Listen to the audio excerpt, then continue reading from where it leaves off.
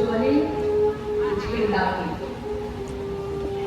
আত্মত্যাগে অর্জনিত যে মেয়েটা, সেই মেয়েটাই রক্ষা করে গুরুতর।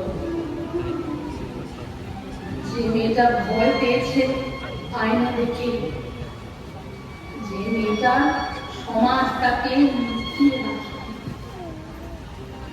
যে মেয়েটা মুখ উঁচিয়ে দাঁড়ায় তবু চ্যালেঞ্জ ছুড়ে সে